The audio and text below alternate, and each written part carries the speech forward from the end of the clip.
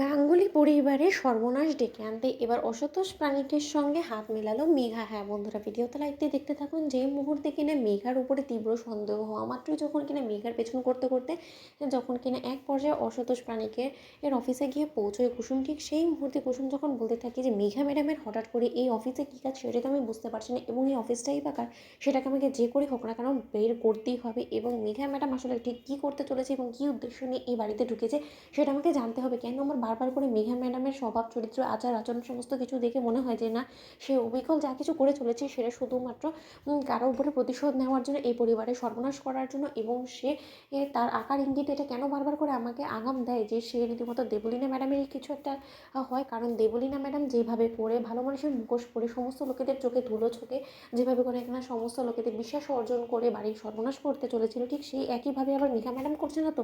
আমাকে যে করে হোক না কেন আজকে খুঁটিয়ে বের করতেই হবে সেই বিষয়টা। ঠিক সেই মুহূর্তে হঠাৎ করে যখন কিনা কুসুম অনেকটা দূর এগোনো মাত্রই দেখতে পায় যে মেঘা রীতিমতো অসন্তোষ প্রাণিকের অফিসে এসে পৌঁছেছে, এবং তার পর মুহূর্তে অসন্তোষ প্রাণিকের অফিসে দরজায় দাঁড়িয়ে যখন কিনা মেঘা বলতে থাকে যে আসবো, ঠিক সেই মুহূর্তে মেঘাকে দেখে যখন কিনা অসন্তোষ প্রাণিক এক পর্যায়ে চমকে ওঠে এবং বলতে থাকে যে কী ব্যাপার, আপনার আগমন হঠাৎ এখানে, কী মনে করে বলুন তো? আপনি তো রীতিমতো ইন্দ্রাণী গাঙ্গুলির বাড়ির হবু বড় বউ হতে চলেছেন, আয়ুষ্মান গাঙ্গুলির হবু বউ বলে কথা, আপনার পদধূলি এখানে কী করে পড়লো বলুন তো? কী মনে করে এখানে নিশ্চয়ই আপনার শাশুড়ি মা আপনাকে পাঠায়নি। ঠিক সেই মুহূর্তেই মেঘা যখন কিনা বলতে থাকে যে আপনার কি মনে হয়, ঠিক সেই মুহূর্তে অসন্তোষ প্রাণিক যখন কিনা বলতে থাকে যে না, আমার তো কোনো মতেই মনে হয় না যে ইন্দ্রাণী গাঙ্গুলি এত সহজে আমার বশে আসবে। কিন্তু হঠাৎ করে আপনি কি মনে করে এখানে, সেটাই আমার মাথায় ঢুকছে না। উদ্দেশ্যটা কী বলুন তো? আপনার মতিগতি দেখে তো আমার মোটেও সুবিধার বলে মনে হচ্ছে না। ঠিক সেই মুহূর্তে মেঘা যখন কিনা বলতে থাকে যে আপনি একদম ঠিক ধরেছেন, আমি রীতিমতো ও বাড়ির হবু বউ হতে চলেছি, সেটা যেমন আমার একটা পরিচয়, ঠিক তার পাশাপাশি আপনি জানলে হয়তো বা অবাক হবেন, আমার আরও একটা পরিচয় আছে। সেটা হলো গিয়ে আমি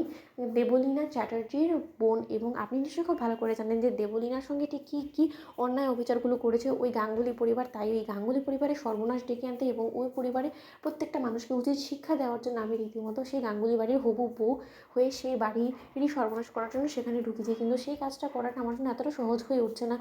বারবার করে আমি আগে পদে পদে আমাকে রীতিমতো ব্যাঘাত ঘটাচ্ছে আমার কাজে ওই কুসুম সরকার। তাই ওকে সরিয়ে আমার এবার আপনাকে আমার প্ল্যানে শামিল করার প্রয়োজন হয়ে পড়েছে, এবং আপনার এবং আমার উদ্দেশ্য মূলত একটাই, ওই গাঙ্গুলি পরিবারের সর্বনাশ করা। এবং আপনার শত্রুর কাছ থেকে আপনি যদি সমস্ত কিছু রীতিমতো হাতিয়ে নিতে পারেন, তাহলে আমার মনে হয় যে আপনি জিতে যাবেন, এবং তাতে করে আপনার প্রতিশোধের পূরণ হবে, আমার হবে।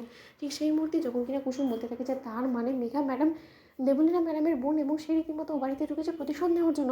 না না না, এই সমস্ত সত্য জানার পর আমি আর চুপ করে থাকতে পারবো না। যে করেই হোক না কেন আমাকে ছোটো সাহেবকে জানাতেই হবে সমস্ত সত্যটা, এবং তাকে সাবধান করতে হবে সে যাতে এই বিয়েতে কোনো মতেই রাজি না হয়। একবার যদি তাদের এই বিয়েটা হয়ে যায় তাহলে গাঙ্গুলি পরিবারের সর্বনাশ হয়ে যাবে। তো বন্ধুরা, একদম শেয়ার করে সাবস্ক্রাইব করতে ভুলো না।